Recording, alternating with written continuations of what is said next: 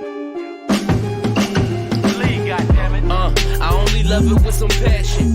Rubber band and the money that keeps stacking. Got a honey who come with elite fashion.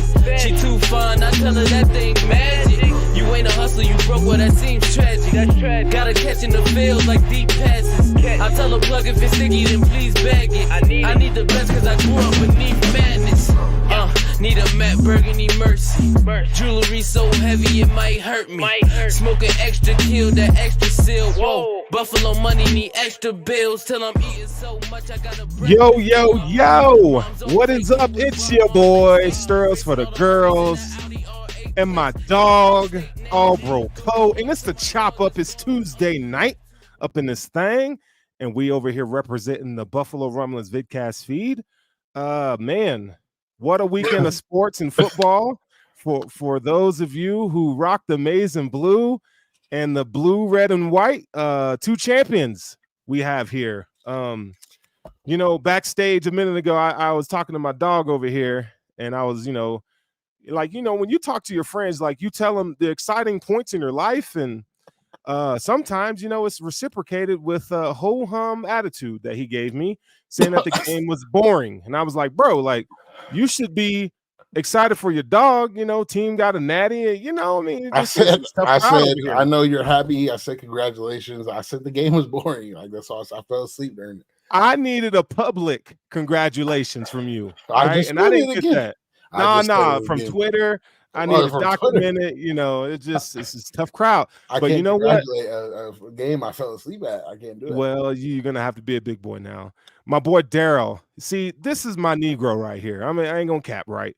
This is my dog because he and we share in our love for the Wolverines. Okay, it was just a magical night, man. It was a magical night where I got to enjoy a championship. It's just 27 years ago, the Michigan Wolverines shared it with Nebraska. This is the first full championship that the Wolverines have gotten in football since 1948 that wasn't shared. So it's been a long time coming, man. And you know what the cool part about this is? Young buck over there, when you get a little kid, when you get all Bro Poe Jr., all right, when he comes along and when your team wins the natty, you're going to look at him, and this is what I told my son last night. I say, hey, this moment no one could take from us. When I was your age, Michigan won the natty in 97. Now I get to share that with you. It was the coolest moment ever, man. Wow. We were both emotional. It was just fantastic, man. But anyways, enough about me. How are you doing, bro? So first, my team is never going to win the natty in my college team because they are left in the Pac-2. So my team will never win the national championship, I don't think. Who was your team? Oregon State. Okay. This year was their best opportunity, and they squandered it in 3 games. So, your coach went to Michigan State. He wasn't that good of a coach. I actually like the new coach better, but college is just not. It's not that fun to watch for me anymore. Yeah, understandable. But for those of you who do like to watch it, boy, Michigan put on a show last night, man. Defensively, they put on a show. They put on a clinic. There was a lot of talk about Mr. Penix, and rightfully so. The dude is phenomenal. Roma Dunze, a target for the Buffalo Bills that'll be out of reach by the time they pick. But number 2 wide receiver in the nation. They got 3 wide receivers that I believe are NFL guys, and Michigan held them. They had 14 total drives on the game, and they had 13 points total. So, Michigan, legendary performance. The benefit of Jim Harbaugh, and from what I did watch, he runs like a real NFL. He runs the shell that Sean runs, and like his players are fairly aggressive out of it. They know what they're looking for, and I just don't think. I think Penix's stock dropped tremendously last night. I think he saw a real NFL style defense, and he struggles a lot. And it'll be interesting to see how he does in the NFL. Yeah, it'll be interesting to see. I think he'll be okay. But yeah, he kind of had the Tua effect where you take away that first read, get him patting the ball, kind of looking around, you take the short game away, and then now you got to make decisions and big boy throws. And unfortunately for him last night, man, he faced the defensive line that was best in the country, and they definitely It's kind of what we talk about when we talk about the Bills and the Ravens, right? Kind of the same game plan. That I think the Bills are going to roll out there when they face Lamar Jackson in the AFC Championship game. My dog Julian is up in here, man. What's up, bro? What's up, big dog? Good to see you in here, man. Daryl says Jesse Minter runs the Ravens defense. So yeah, man, it's pretty good. But enough about the Bills. I mean, the Wolverines. I mean, they're both champions. Don't get me wrong, but let's talk about these Bills, man. After Sunday night, I was just not in disbelief, but man, I was kind of just hung up on they made the playoffs. And when things kind of settled down, I knew this, but I realized that, damn, they're the number 2 seed in the AFC. And that's huge. That is big time, bro. Big time. I really hope that look, I thought that the Taron Johnson interception when we ended up going to the AFC Championship would do it. And I had this conversation with multiple people. I had it with Spence. He FaceTimed me after the game. And I was hoping that Taron Johnson interception would take away the negativity and the history of what the Bills have been in the past, where people will just constantly bring it up. It's like, oh, here we go again type of attitude. And now that we went 6-6, like I brought up the Patriots. The Patriots got to a point where no matter how they were doing in the season, no matter what was going on in their season, everybody believed they were going to be there at the end. And so I'm hoping that this game, us being 6-6 and coming back, will get the fans to a point where they can enjoy the season rather than here we go again type of attitude all season, because that here we go type of attitude all season kind of feeds into the players. There's not much to do out here in Buffalo. And I don't say that in a negative way. It's just like it's snowy outside. You can't go many places or else people will see you and as a player. And so you get home and you see that stuff online and you kind of read into it a little bit, and it may affect the way that they go about their lives. And I'm hoping that coming back down 6-6, taking the AFC East, everything that they overcame this year will kind of turn the tides on how fans feel and see the year go on, and they just have the confidence in the team with Josh Allen on it, regardless of the situation throughout the year. So I'm really hoping that this will turn that tide. Now, obviously, a championship will help do that as well, but I'm hoping that as far as the AFC East goes and making the playoffs and getting over that hump of like having no belief in or not that belief in your team, we'll be done with that, and we can be like, okay, we'll be there in the playoffs at the end. And what you're saying is not wrong. I just think that's wishful thinking for Bills Mafia. I mean, this is the most passionate fan base in the league. One of the top 3, let's just say. We're not even be arrogant here. The fans, eat, sleep, breathe, die Buffalo Bills football, whether they're top of the league or if they're bottom dwellers. I mean, I remember being a fan when the Bills, were 7-9 all the time, or the year before when Stevie Johnson dropped that touchdown pass against Pittsburgh in overtime, and then the Bills drafted Marcel Darius. We were still passionate about that team. It's just one of those things where it is what it is. You would, like you said, you would hope that at some point you got to realize the DNA of the football team. You got to realize who Josh Allen is and some of the nucleus of the defense is, and where they're not going to let this team squander positioning like that. They may have their bumps and bruises just as every NFL team has during the season. You and I talked about this a lot, even off air, where you kind of have to just stay the course and take week by week. They talk about this. The NFL is so week by week, man. And I at times that, you talk me off a ledge at times where I came in here just pissed off about stuff, but and that's where I'm at. Like we're like, you don't want the team to ride the roller coaster of the ups and downs. Like, you don't want that. You want them to stay level throughout the year, whether it's up and down. You want them to stay level headed. Well, at a certain point, you as a fan or us as a fan base have to also not ride the roller coaster of the ups and downs and stay level regardless of what's going on. And that also in turn will help out the team who also is aware of everything going on. You don't think you heard everything that they said when they won.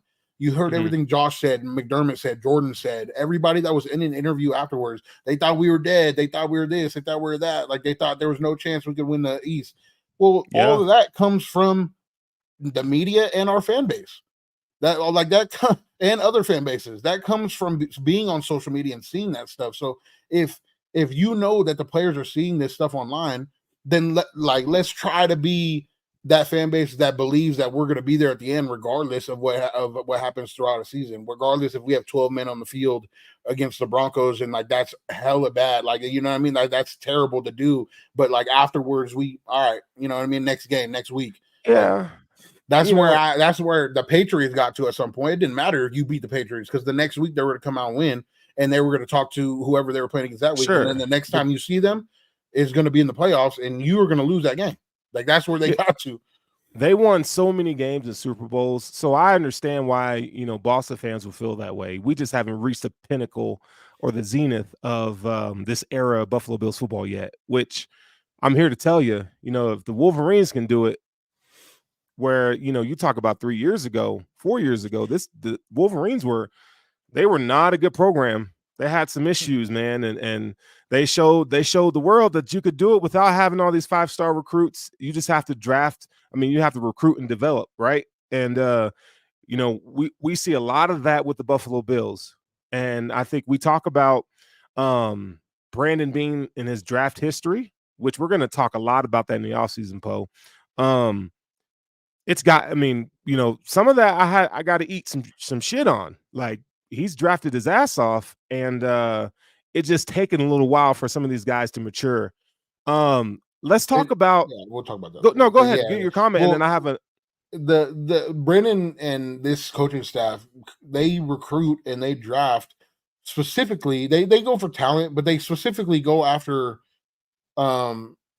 I don't know the word for it, but your mind and like how you are as a person, your character. That's what I was looking for. Your character. They specifically go after your character because they know, regardless of if you're going to be in the situation where you're down or out, you're resilient, and that's what they want on the team. They obviously see talent, but the character is what they're looking for the most part when they're drafting. And so when you draft for character more so than talent a little bit, it's going to take a little bit of time to develop. Now we've seen guys that win the third round, some like two running backs in particular, Singletary and Moss, who have played well this year, and we don't have them on the team currently because they didn't have time to develop. Now we have James Cook, so obviously it doesn't hinder us, but that's my point, is that it takes a little bit of time for these players to develop, which is why rookies in general don't really get the love that they want here, is because they're not fully developed yet, the guys that they do draft.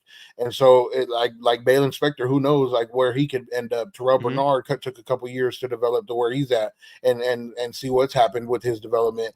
And who knows what would have happened if we played him as a rookie, if he would have struggled and didn't come out and play the way that we wanted him to play. Now everybody's wondering, like, for example, the other day we had a conversation about Osiris Torrance.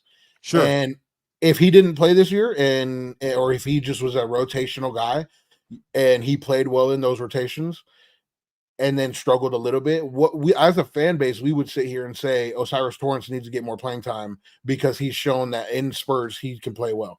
Now, the fact that he's played the entire year and he's a rookie and he struggled a little bit, now we kind of look at it like, damn, maybe we need to look in the draft for a guard because he struggled a little bit. And like that, he's a guy that might take a little bit of time to develop. Spencer Brown take a little time to develop. So no, you're absolutely right on that. And my thing with bringing up Osiris Torrance is, hey, like, he is the future at right guard. However, it's one of those things where you have to pull the right levers. And you have to bring in some competition to you want to fortify that position, right? If you look at our guards, both McGovern and Torrance, you would say like, okay, Torrance has a little bit more built-in excuse because he's a rookie. McGovern, I mean, linemen are going to get beat from time to time. You just want to bring in some competition. Like if you have an opportunity, the Bills have 9 picks in the upcoming draft. You want to try to go and get some guys that like okay, if this guy goes down, we got a guy in the wings that we could rely on, that, we're not going to miss a beat offensively. So it's more of that, not that Torrance can't develop, but one thing that you can't fix, in my opinion, from an offensive line standpoint, is slow feet. We saw this with Cody Ford. Now, what the Bills did with him, I don't agree with, right? But you can fix hand placement and you can fix anchor. And those things that offensive lineman you can fix. And I think he can, we've seen times this season where he's done really well at that, and others he hasn't. And it's just going to happen. Christian Wilkins is a really, really good defensive tackle, along with Christian Barmore. So to the point I was making, go ahead. Oh, my bad. I just No, want to you're bring this good. up. They're gonna go after talent. That's not what I was saying. They're not gonna go after talent that doesn't have high character. That's my point. They'll go after talent like Kincaid, very talented tight end, and they went and got a high talent guy, but his character was where they wanted it to be, to where they can instill the culture that they have here already into guys that are, they're not going to go get guys that are on the edge of character, even if they're highly talented. I just don't believe that being drafted that way, or McDermott. They're a high character, high caliber type of drafters.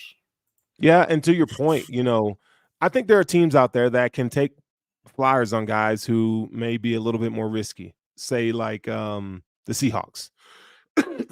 Like Pete Carroll's, the way he coaches and the culture that they have, kind of tends to have guys that, maybe on the fringe in terms of character, but Pete's able to really like get into their minds and really get them to be the best versions of themselves. The Bills are a little bit more different, I believe. And I don't know necessarily what goes on in the locker room, but just from an outsider's point of view, it does feel like that the Buffalo Bills, along with value and character, they want guys in there that are ready to come in and play and be businesslike.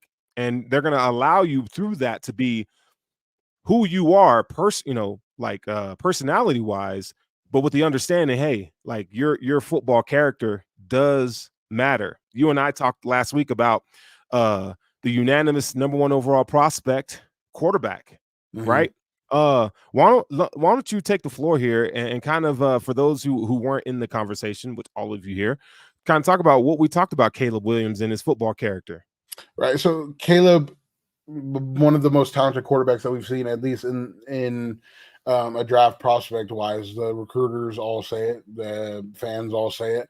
The problem with that is you have a guy that's a little bit immature, and his character isn't where we would like him to be as a fans of, if you're a fan of his, because you're asking him to come in and lead. Not only is he going to lead a bad team, he's going to lead a group of 53 grown men who have to follow him for that team to be successful at all. And so if you bring in a guy into a setting where you're losing all the time with a group of men that don't believe in his character at all, he's just not going to be successful. Baker Mayfield's doing well in Tampa Bay right now, but the place that he went to, Cleveland, while he did have some success there, he wasn't what he could have been. And it's because the place there that he went to is not sustainable for the character that he had coming out of college. And so True.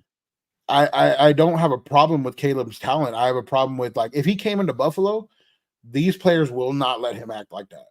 Right. The players that they have on this team, the leadership, the veterans, the coaching staff in particular, but mostly the players, if say there was no Josh Allen, he's not acting like that in Buffalo.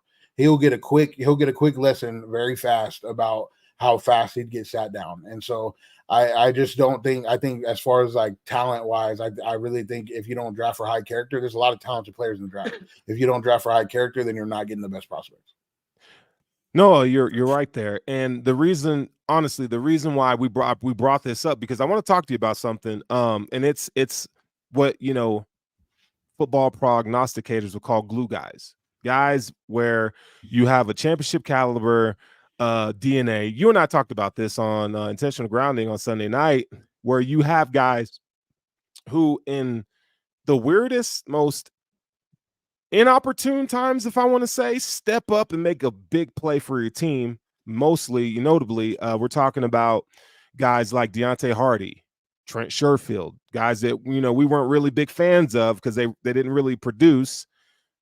Khalil Shakir and Dalton Kincaid. I mean, those are just 4 guys Tyrell Dodson, Terrell Bernard. I mean, Christian Benford. I mean, you look at the total of these players, excuse me, and you see like, man, like when the chips are down, like these guys continually have come through in big moments, and that I want to make sure everybody knows, and I want you to kind of take this and run with it a little bit.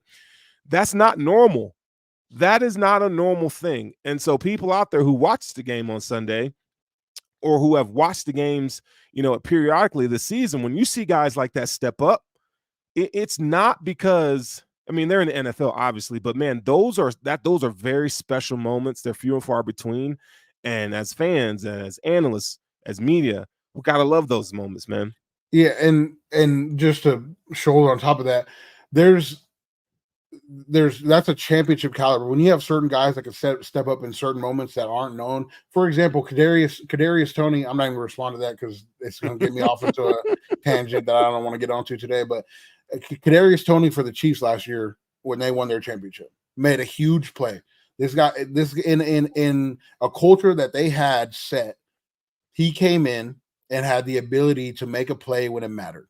Deontay Hardy, if things are not set up and he doesn't have the culture that we have here, maybe he doesn't make that play.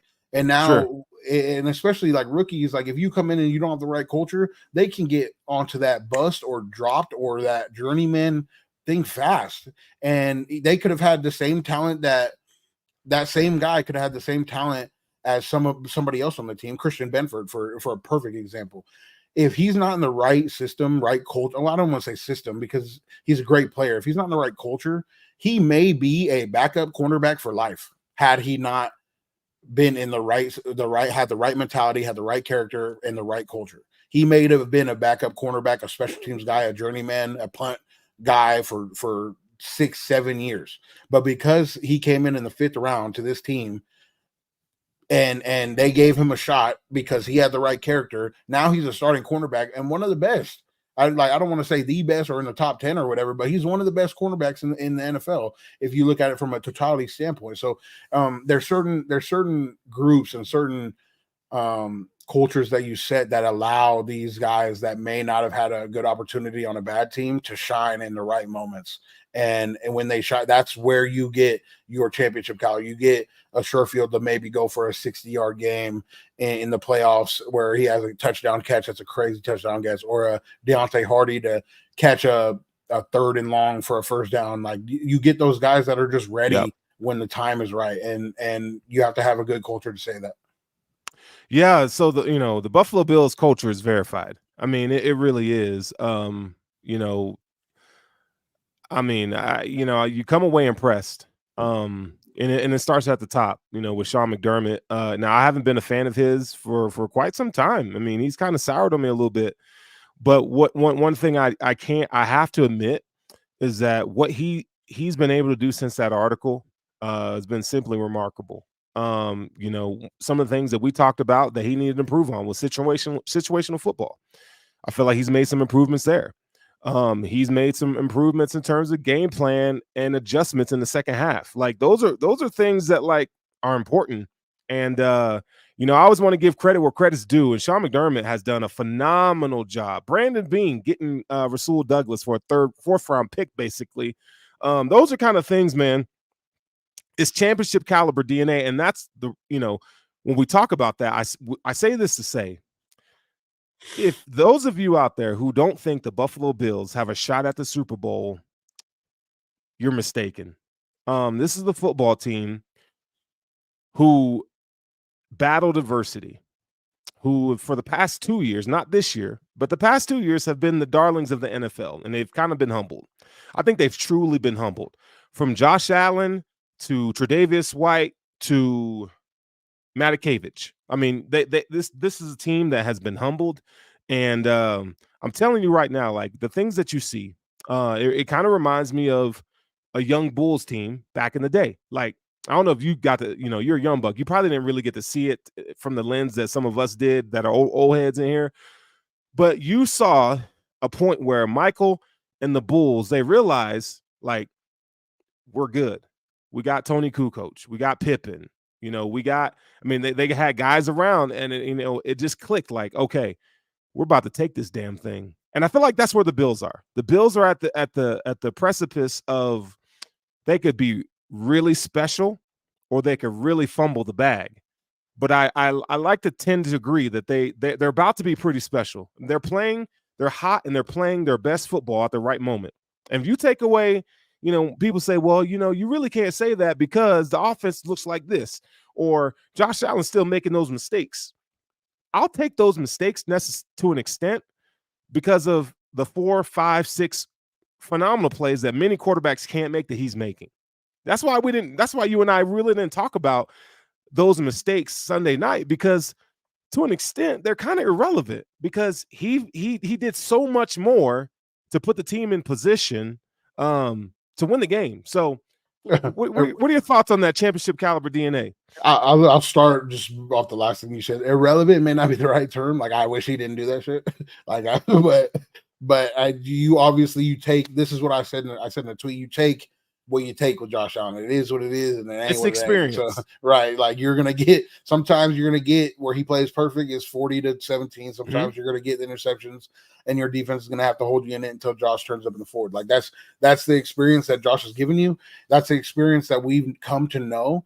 And so this goes back to my thing with the fans about like the naysaying that happened in the middle of the season. It's like, yeah, but for the last 3 or 4 years, I think Nick Wright brought this up, and we've won 4 games in a row in 1 year. We won 6 games in a row 1 year. We won 7 games in a row 1 year, and we won 5 games in a row this year. And so there comes a point where this team figures it out for the last 4 years. And they have done that this season. And like, when you go into next season, whenever that comes, understand that this team with Sean McDermott and the way it's formed, and it's going to be a new team every year with new problems. It'll take a little bit. Sometimes it's going to take a little bit of time to figure it out. And the championship caliber teams learn how to figure it out throughout the season, because they know it's a new season. It's not the same team you had last year. This is not the 40 points a game you're going to get from Josh. Sometimes it's like every now and then you might get a 30 plus points a game. Like, it's a different team every year, and you have to understand that they're going to work it out. That's why they are who they are. They're going to work it out throughout the season. So that to me is championship caliber, a team that can come in with a new roster every year other than your core guys, and you piece it together regardless if you're struggling, and you're going to figure it out along the way. And once you figure it out, then you can go on one of these 4, 5, 6, 7 game runs. Right. And that's when you catch fire, and you hope that's towards the end of the year. And you keep that throughout the playoffs. And some teams are better at doing that consistently all the way through the playoffs. Some teams, once you win a championship, it waterfalls, that like the Patriots did. And so to me, like, that's where I stand on this team. I'm always going to have confidence. As long as Josh Allen is on this football team, I'm going to have confidence that they're going to be in the playoffs and be there to win something at the end of the season. No, that's I think that's solid, man. I think you're absolutely right there. There's Mama P in here, dog. Mama P's in the house. What is Sarah talking about in here? She says, "No more meme stirls." What did I do? What she talking about? I think you reiterated my naysayers and laughed, and she. Oh yeah. There's been let a naysayer know. Yeah. Hey, hail, Pat Mahomes. Hail. Pat Mahomes was hilarious, or not Pat Mahomes. Who was it that said that on whose show is that? Damn, he was like, I'm sure that's not what that meant. I forgot who it was. Oh, it was on ESPN. It was on ESPN, and it was Pat McAfee was like, Pat McAfee. Yeah. Pat McAfee was that. If you haven't seen that sports clip, for those of you who haven't seen it, you might want to go check it out. It's pretty funny where they're talking about the Alabama quarterback and kind of a slogan that he came up with. And basically it was about an offensive coordinator who said he shouldn't play quarterback, who's no longer with the team. And he kind of, chip on the shoulder, let a naysayer know. But we know in the locker room, it's not necessarily let a naysayer know. Just putting that out there, you can put the N where you need to. But, back to what we were talking about. When we look at the AFC playoff picture, this is what I wanted to come talk to you about tonight.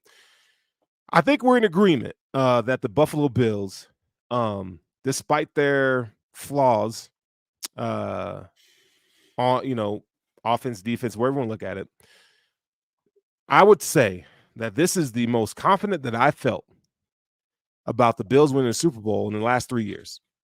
This is the most confident I felt. I feel like this is the most complete team that you have to win a Super Bowl. Now, next year may be a different story, but we're talking about right now. And you look at the AFC playoff picture, we got the Pittsburg Steelers coming up this week. And there's supposed to be some snow. For those of you, you live out there. I hear that there's supposed to be some snow, not snow bunnies, but some snow coming down in the Orchard Park. You know what I'm saying?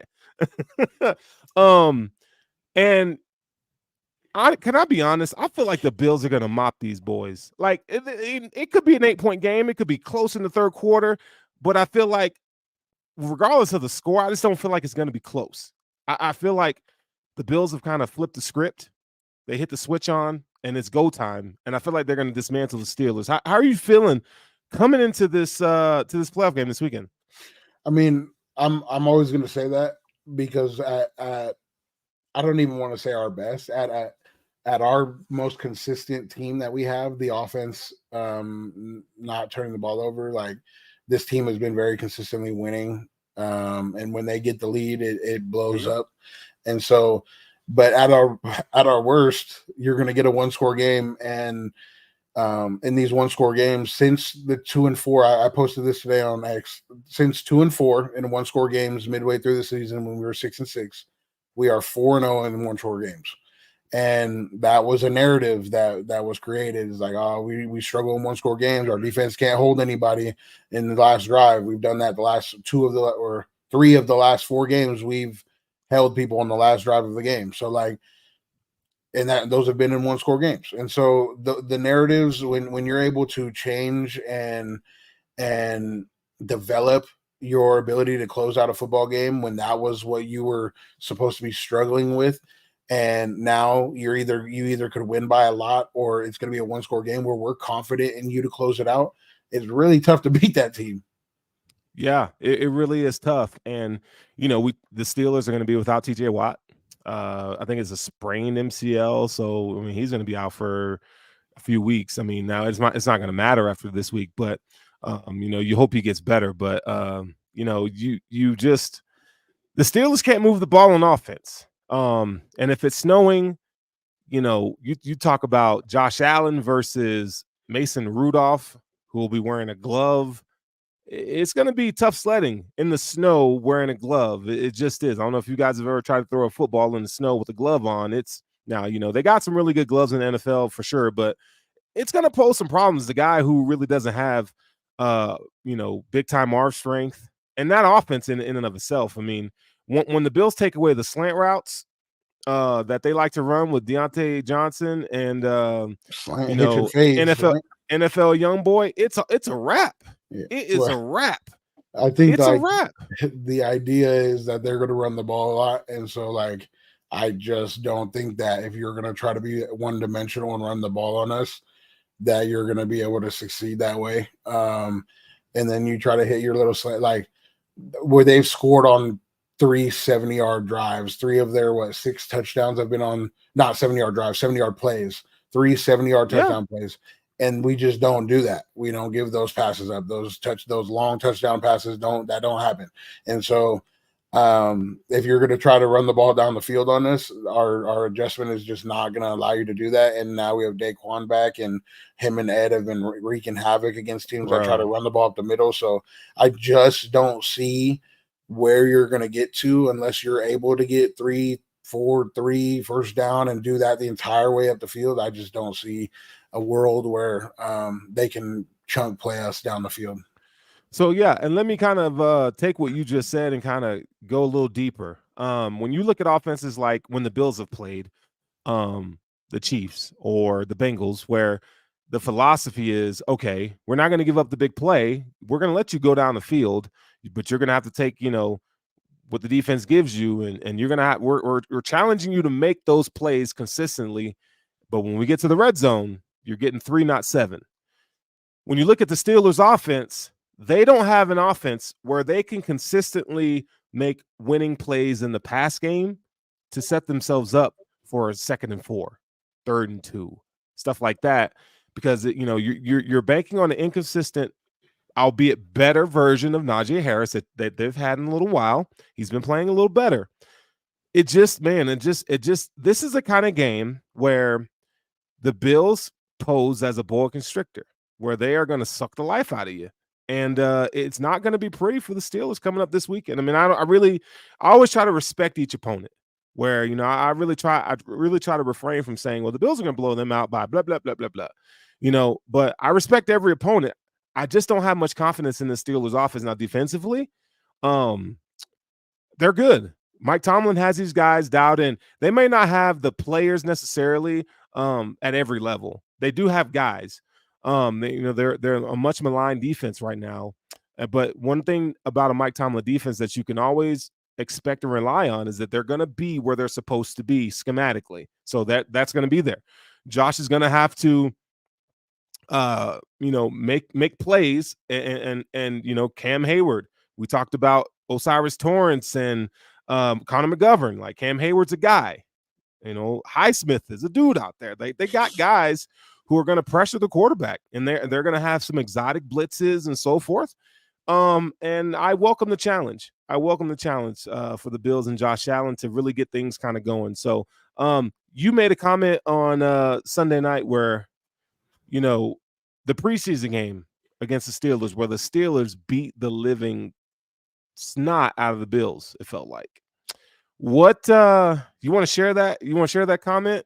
I just the way that the Bills are set up is like Sean's going to use that, right? Sean's going to use that, however many points they gave up in the first half, as motivation. They were talking a lot of crap during the game, and granted, so like they were killing us, but that's going to be unfortunate for them. The fact that they're going to see us in the first round after what happened there, and they're going to use that all week. That's just what McDermott does. He uses anything he can get his hands on as some type of motivation. So it'll be interesting to see. The defense doesn't like to come out and get bullied. That's what we've known. So like, when you come out with this defense, I expect our defense to really bring the heat this week, and I just don't see them scoring more than 10. So I just want our offense. Josh is going to be needed. His legs are going to be needed in this game, to where you run a play action, something's open or not open, you got to take, like, he's going to have to take off from a lot of like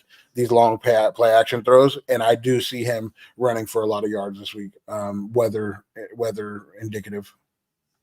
That's a really good point that you bring up about Josh Allen running. I mean, we saw him with 13 carries, 65 yards this past weekend.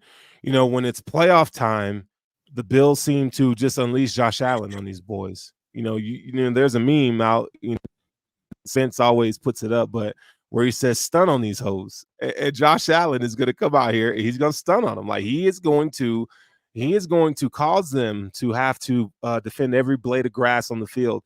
And part of that is you have the King Buffalo, Josh Allen, who's going to be running amok out there. And I think that's going to bode well for the offense. Let's say things aren't going well offensively in terms of a pass game standpoint, which I don't think that's going to be the case this weekend.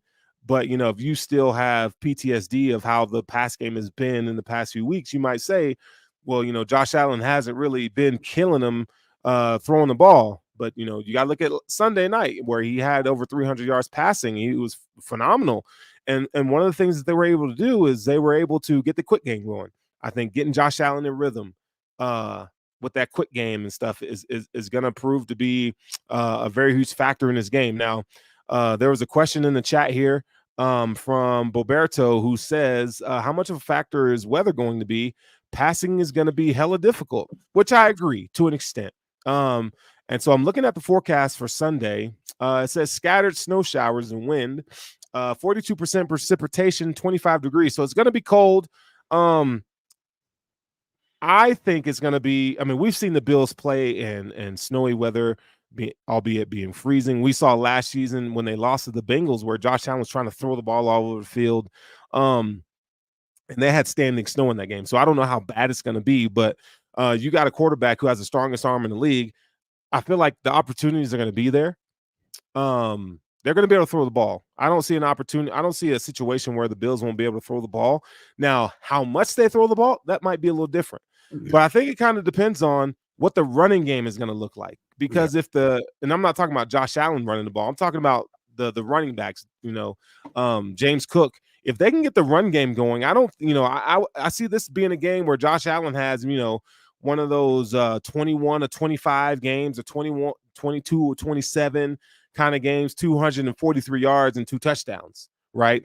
If they can get the run game going. If not, Josh Allen's going to have to throw the ball 30, 35 times. I don't live there. So, I'm not there in the snow. You are. You have any thoughts on the weather this weekend? I think it should be all right. Going back to like getting your shoes right. If somebody said get your shoes right, it's turf on frozen ground. There's no shoes that will keep you from slipping on turf and frozen ground. Now you can wear the best kind of shoes you can get, but that's what they were wearing last year. So if you're slipping on it, then you're going to be slipping on it. It's about getting short, choppier steps rather than taking long strides when it's that cold out. But no, I don't think the weather affects. I do think Leonard probably gets a little bit more snaps. I think Ty gets a little bit more snaps. I think with the weather being what it is going to be, like Cook will get his snaps and whatnot. I also think that those big heavy hitters are going to be in there ready to run downhill a lot in this game. And so I could see us running the ball 30 times and then trying to throw it 20, 25 times in the game and bleeding clock, getting scores on every possession while our defense is sticking them. So if that's how I see long drives, short passes, first downs, getting in the end zone or a field goal for sure. And then our defense being able to stick these guys. Like I could see that happening. And then by halftime or third quarter, having a 2-score lead and then making them press. And once they press in this weather against this defense, it's just not going to look good for them. So we'll see. Yeah, no, it's something to monitor for sure. I think, this is, if you look at snowy conditions, I think it benefits the Bills more than it does the Steelers here. So, I'm excited for the game, man. To kind of get some scope into the playoff schedule. So let's say the Bills win.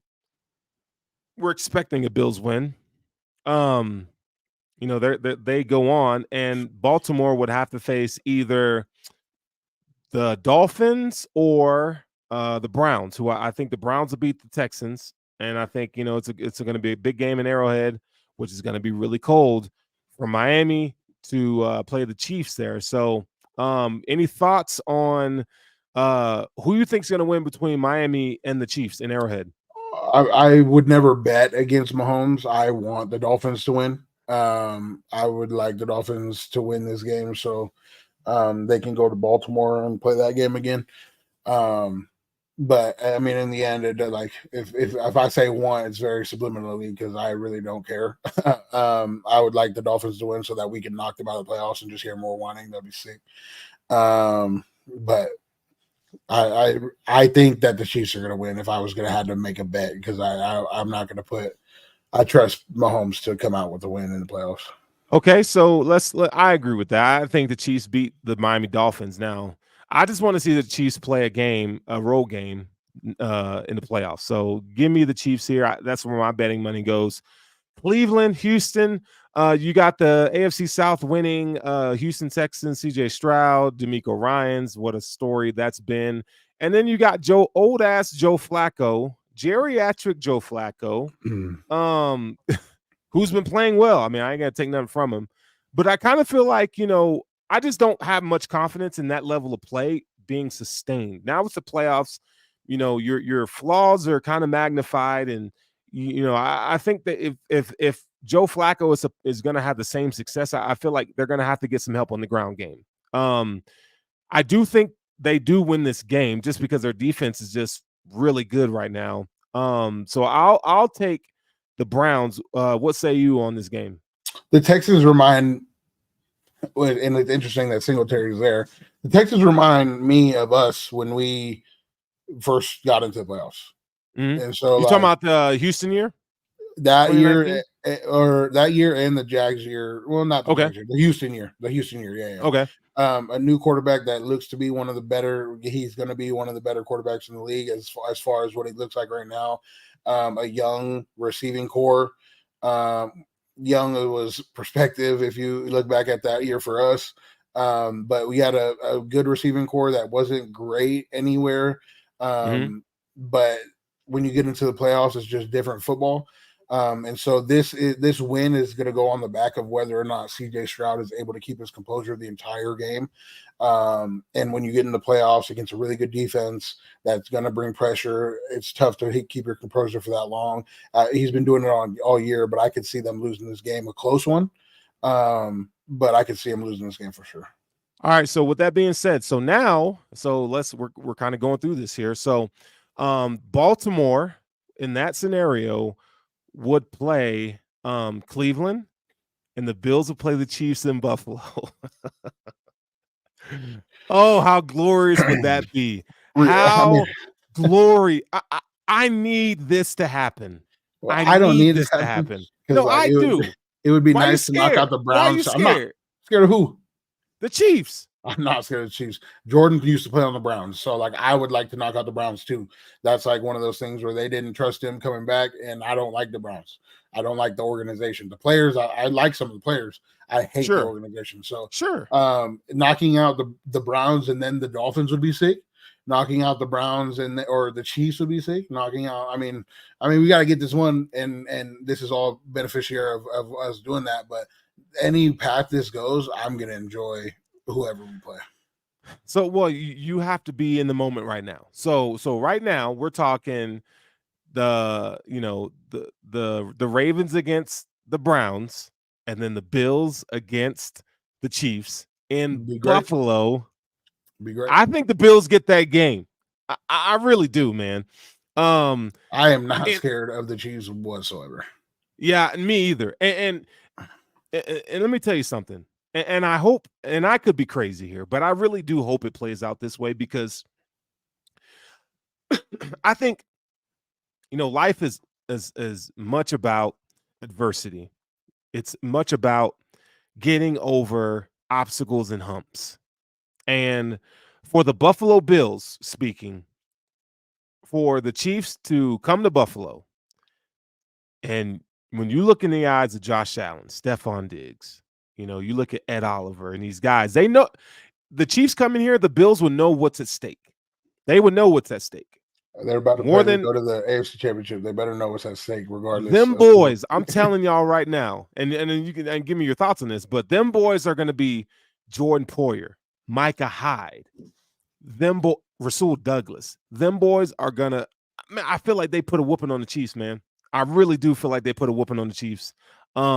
That part is fair. Absolutely. I believe that too. But I believe they beat whoever is placed in front of them on that next weekend if we're able to beat the Steelers, because I just don't think this team cares. I think they care more about, regardless of who the story is the storyline sick if we get a Chiefs-Bills game at home and we beat them and now that's the turning of the tide? Sure. But the turning of the tide, if we win the Super Bowl, that's the turning of the tide. That's we're here to stay. There ain't nobody that's like, you win the Super Bowl, that's it. If you're in the Super Bowl and you win the AFC Championship, that's it. Like it's our conference. Like that's the over the hump that everybody's looking for. So it doesn't matter who we beat. The storyline is sick if you're able to beat back Patrick Mahomes at home, but I don't care who it is. And I don't think any of the players. And I kind of expected you to have an answer like that, right? That's just who you are, right? But I think storylines are very much a part of the day-to-day life in the NFL, and I don't care who you are. The human element still remains, and they may not focus on it a lot, but it's still in the back of their heads. Like, yo, we got an opportunity to knock off the Super Bowl champion in our place, knowing what has happened the past few years to the Buffalo Bills. I mean, if you're Josh Allen, I'm just talking Josh Allen, you know that's going to be a motivating factor. Not that he doesn't have a motivating factor just to suit up and be his best, but man, I feel like there's going to be an extra run somebody's ass over. Just the idea, like, yo, no, we are going to get over this hump. I don't want to hear nobody say, well, you can't beat the Chiefs. Nah, in the playoffs, we are going to steamroll those boys. And I feel like this is. I would feel disappointed if any of the players felt like that, because I want to see that attitude. Doesn't matter who plays, or else I would feel cheated. If we play the Browns and you don't have that same attitude of like, damn, we need to get to the Super Bowls one game at a time, we need to go bust these boys' ass, then I would feel cheated. If you felt more intensity if the Chiefs came, I would feel cheated as a fan. And so if you don't feel that way with the Browns or whoever it was that came to this place to play, and if you don't feel that way for them and you feel that way for the Chiefs, then to me, that is just you looking at it from a fan's perspective, which a fan is all about storylines and narratives. I want you to look at it from a player perspective. Don't matter who we play, you need to bust their ass regardless, and we need to get to the Super Bowl and win. Absolutely. I think the two are very viable points. Fan or not, these are still humans. Human element still is a factor in sports, regardless if people like it or not. These are things that they think about. You can't, media has a part to play in all this in terms of the narratives out there, right, wrong, or indifferent. But I do think it's something that they do think about. So, all right, so let's just say Bills, they beat the Chiefs. I'm not sure. I really have to really look, and I mean, I think the Browns giving, the Ravens will be on 3 weeks of rest. Good for their health, but I one of the things that I would monitor in that game is the mental aspect that the Ravens will bring. Like, you can't come in there rusty. They can't come in there rusty, because if they do, I think the Browns can get. I mean, the Browns beat them earlier in the season with terrible quarterback play. If Flacco continues to be what he's been, that's going to give them a hard time. We're talking about Lamar Jackson, MVP. I think in a division opponent, I think that's going to be very, very, very difficult. So, do you think the Browns could beat the Ravens, or would you just say, all right, the Ravens are the number 1 seed, and it's going to be the Ravens Bills AFC Championship? Oh, there's two different things. I think the Ravens should win, but I personally don't trust Lamar to win playoff games. So that's just how I feel until you show me different. And once you show me that, then I'll start that, it'll be there. But I haven't seen Lamar's ability to score a lot of points in playoff games. And they were supposed to win one last year with Huntley. And it would look like the same situation that they had against us when we played them 2 years ago. And so I haven't seen Lamar's ability to win playoff games. And so I do absolutely think the Browns can win that game. I think whoever goes to the Ravens can win their games if they play them correctly. And there's a lot of talent on defense in the playoffs right now. So I do think the Browns absolutely can win that game. Ravens should win the game. Like, should win it. It's one of those things we got to wait and see the results and how it all plays out. But just kind of diving into some of those matchups. The reason why I wanted to do that is kind of shed light on as to why I'm so bullish on the Bills representing the AFC in the Super Bowl, because I just think the opportunity is there where you're in the AFC that hasn't been dominant, and you have a upstart red hot Bills who are playing extraordinary on defense, held the Dolphins to 14 points. That's impressive, man. Like, that's nothing short of impressive. So I really do think this, the Bills have a real good shot to go to the Super Bowl, and that's what we all want, man. At the end of the day, we all want the Bills to win the Super Bowl, and I think this is a prime year to get that done. So, Poe, I know you're going to be at the game on Sunday. So that means you won't be on intentional grounding, but I'll be holding it down, man. I'll be holding it down. You FaceTime me after the game, after this, the celebration there, it's gonna be epic, man. Shout out to Jordan, and all the players on the Bills. It's go time. The season starts now. The road to glory starts now, and I ain't gonna cap, bro. I'm effing excited and pumped that now we're playing meaningful football, and it feels really, really, really good. So, with that being said, bro, we finna get up out of here. It's been real nice talking to you on the Chop Up. This is the Buffalo Rumblings vidcast feed. So if you haven't already done so, like, follow, and subscribe. Make sure you give this show a like on YouTube. Make sure you comment. That'd be great. We're always looking for ways to improve. But with that being said, I gotta do this. Go Bills, but go blue. Go Bills. We out of here. I need it up front. Can't tell me, cause I do what I want. Self-made everything, we gon' stun. You know that we eat and it's looking like lunch. So I tell them that I need it up front. Can't tell me, cause I do what I want. Self-made everything, we gon' stun. You know that we eat and it's looking like lunch. So I tell them that I need it. Everything around my whole team, though. You ain't getting money, you niggas ain't never seen, though. Tell me where the cash at, I tell you where the